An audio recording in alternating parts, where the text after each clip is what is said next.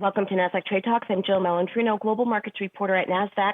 Joining me remotely is Phil Mackintosh, our chief economist at Nasdaq, to review how policymakers and investors model out the global economic impact of the coronavirus and how we're looking at getting Americans back to work. And Phil, U.S. equities, they're trading weaker on Monday morning after posting back-to-back weekly gains for the first time since February. Energy names are really driving the decline on sharply lower crude prices. Phil, despite the OPEC Plus agreements last week, oil supply still looks too high. Yeah, so the cuts that were agreed are about 10% of global supply. And we were looking at some charts last week which showed the US might be looking to say a 25% reduction. So, it's actually a pretty material difference between a 10% cut and a 20% reduction. All right, let's take a look at our first slide of the day. As we usually do, COVID-19 cases in the US down, but not declining enough. Yeah, it's. I guess we'd say we've got middling performance here. There's some countries like Germany and Italy that have actually managed to peak and then cut cases much better than we have.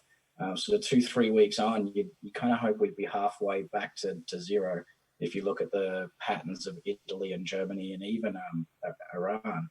But we're bouncing around with a slightly lower trajectory, but not really getting this under control by the looks of the new case data. I guess in theory we could be worse. UK, which has been a little bit slower than us to start to do lockdowns, still seems to see increasing cases. It's not clear that they've peaked at all yet. Sweden, which is a very well-known case of leaving social distancing policies out and just hoping that people are responsible, also doesn't look like it's peaked, even though its growth of cases has been much slower. So it's kind of difficult to say whether we're winning or losing in terms of the battle, but with this many new cases a day, there's clearly a lot of COVID still out there. And if you look at our next slide here, brought to us by Quandl, a Nasdaq company, not all local businesses are shut down, but of course a lot are. Yeah, so I think this data is kind of interesting because it shows that on a day-to-day basis, a lot of the closures happened in that third week of March. And since then, and it's been statewide, multi-statewide, so it's countrywide. Since then, there's been a relatively small amount of additional closures. And the reason I think that's important is we've been talking a lot about the increase in unemployment claims week after week after week.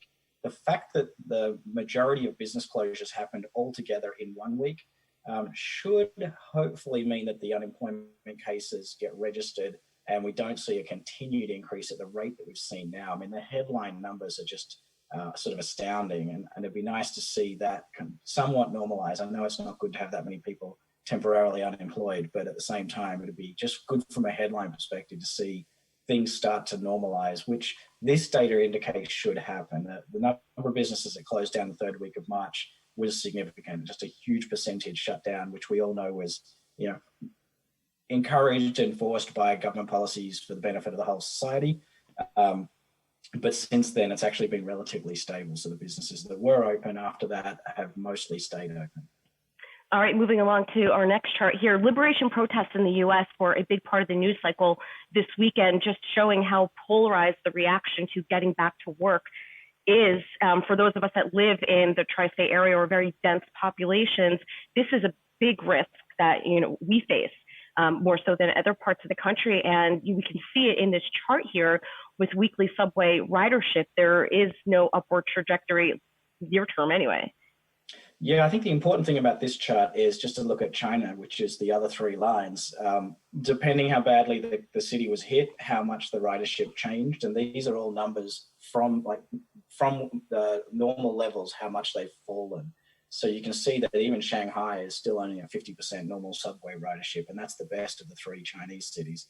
The point here is I completely understand the people that have lost their jobs temporarily and wanting to get back to work and wanting to be able to have security in terms of buying food and paying rent.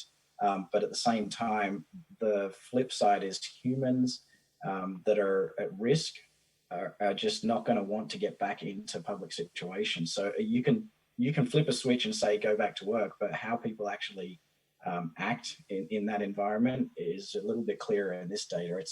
It's not at all clear that people will just hop straight back on subways and do normal things again. I think there's going to be Some shops that could probably open with different policies. If everyone's wearing masks, it'd be relatively safe for the staff, but not a lot of businesses and not a lot of public transport that people are going to want to hop on for hours at a time next to people that they don't know. All right, let's end on a positive note, something we like to do here. Some businesses are actually hiring.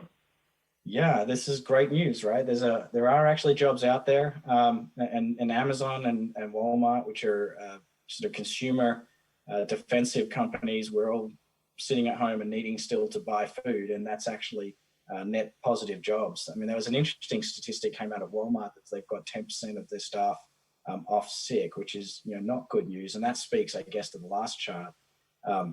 We've got to keep the workers healthy too. It's one thing to want to go back to work, but if the people that are working now are getting sick, and the doctors, the heroes that are in the hospitals, are another case in point. We want to make sure that we keep as many doctors and as many people that are working in these shops healthy as well. It's not fair on them, but that's great news that there are extra jobs out there.